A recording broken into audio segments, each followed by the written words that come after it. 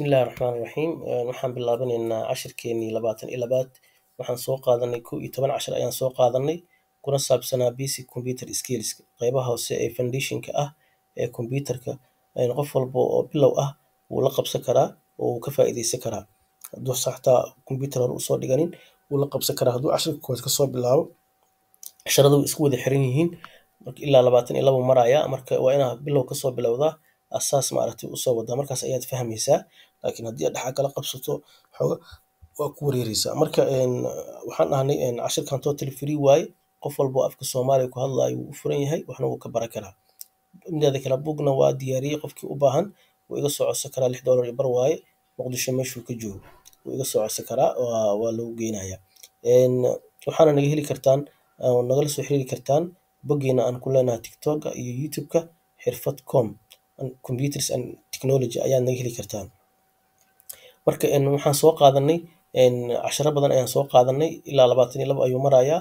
Waxaan kasoo bilaabnay hardware-kii ayaan kasoo bilaabnay, software-kii ayaan kusoo xijinay, qaybo ku saabsan network oo maaragtay concept of networking ayaan si aan fahno ayaan soo qaadanay oo dhowr qaybood ah. Marka oo inta badan waxay u badnaayeen theory ahaan ay u badnaayeen. Marka hadda waxaan qaadanaynaa muxuu ahaa laababkeena ayaan qaadanay laab ayaan qaadanaynaa badinaynaa hadda si aan maaragtay si practical aan u sameyno wixii aan soo qaadanay iyo maaragtay computerka qaababka aan maaragtay wax ugu sameysan lahayn oo kale, ama haddaan u baahno aan wax u bedeli lahayn oo kale, ama wax ugu dari lahayn oo kale.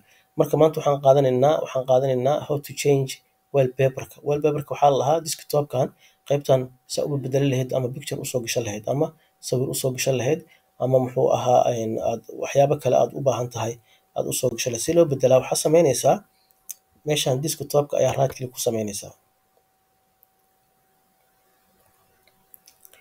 waxaa marka ku sameysa waxaad tegeysaa personalize meesha ku qoran tahay qaybta hoose ayaad click siinaysaa. page ayaa kuu furmaya.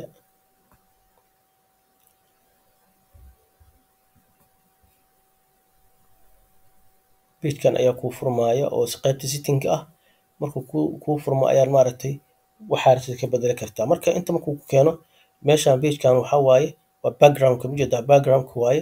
wuxuu ku leeyahay background-ka ayaa ka bedeli kartaa coloriska, lock screen-ka, themeska, fontiska, static taskbar-ka, waxaas oo dhan ayaa ka bedeli kartaa. Marka maanta waxaan u baahannahay wallpaper-ka background-ka inaan wax ka bedelno ayaan u baahannahay. So marka waxaa sameynaysaa meesha hadda picture ayuu ku aadan yahay. haddaad rabto waxaa ku aadi kartaa solid color meesha ku qoranta ayaa ku aadi kartaa. wuxuu ku noqonayaa colorkan solid ayuu ku noqonayaa oo maaragtay mugdi oo maaragtay oo solid ah ayuu ku noqonayaa, adeeg ah ayuu ku noqonayaa. haddaad rabtidna slide show ayaa sameyn kartaa oo picture badan inta geliso ayuu isu kaa bedelayaa oo slide ayuu sameynayaa, midba mid kale ayuu kugu bedelayaa. maaragtay slide show markaa dhahdo background-ka. So marka waxaa kaloo sameyn kartaa, wuxuu ku leeyahay marka change picture every 30 minutes. ujeedaa goorma slide ku sameynaa un kuu bedelaa uu ku leeyahay meeshan change pictures every. marka adaa inta ka doorana waxaa dhihi kartaa 1 minute iyo bedel, 10 minutes, 30 minutes, 1 hour kadib bedel ayaa dhihi kartaa. So marka adaa ayaa dooranaya goormuu slide-ka ku sameynaa uu kuu bedelayaa. saas ayuu ka wadaa. marka waa bedeli kartaa.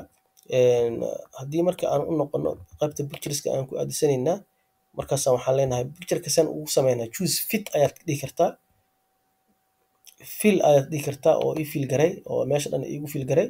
haddii pictureka marka pictureka ilan waa yar yahay ma ogtahay. so marka waxaad dhihi kartaa saashada dhan ii geli, fill ayaa ii fill garay. kadib haddana waxaa sameyn kartaa daarti fit iga dhig ayaa dhihi kartaa.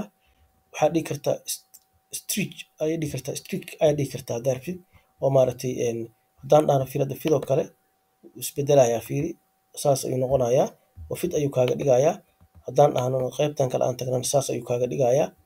so marka pictureka markii lasoo geliyo ayaa la bedeli karaa, ayaad fahmi kartaa oo maaragtay ama uu ku weyneynaya ama uu ku yareynaya. marka saas ayaa loo bedeshaa qaybtaas. marka qaybtan waxaa la wallpaper-ka desktop-ka waa qaybtan hore oo wejiga waaye. saas ayaa loo bedeshaa oo markaad rabto inaad maaragtay wax bedesho saas ayaa sameyn kartaa. waa kan hadda fiiri, haddaad rabto inaan bedelo colorkan aan bedelan rabo intaan imaanaya waxaan leeyahay bluegan iga dhig kalarka intaa ka dooran kartaa. Haddaan fiirino marka uu isbedela fiiri kalarka uu isbedelay. haddana haddaan rabno waan bedeli karnaa, waxaan dhigi karnaa kan qoraxda sii dhacaysa oo kale iga dhig. markaasa wuu kuu bedelay ujeedaa. marka midka aad markaas aad rabto ayaad dooranaysaa. marka keena ayaan ku ceshanaynaa oo noogu celshay waa kaasa. marka saas ayaa loo bedeshaa pictureka wejiga hore. marka waa inaad fahamsan tahay qeybaha hoose ee computerka, inaad picture saari karto, inaad wallpaperka bedeli karto. wallpaper muxuu yahay, backgroundka muxuu yahay, waxaas dhan inaad fahmi karto ayaa muhiim ah.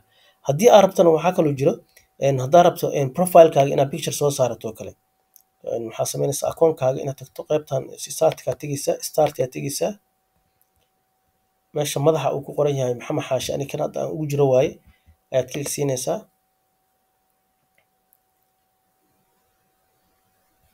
markaasaa waxaad tegeysaa. hadda akoonno badan ayaa ii abuuran, laakiin ana midka ugu kore meesha ugu koreysa waxaa leedahay change account settings meesha ku qorantaa qeybta kore ayaa klik siinaysaa. markaad siiso pagekan ayuu kuusoo furayaa.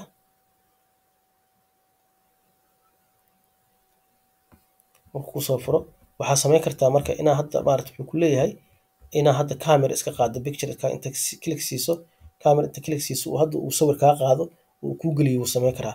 waxaa kaloo samayn kartaa inaad doorato choose one inaad dhahdo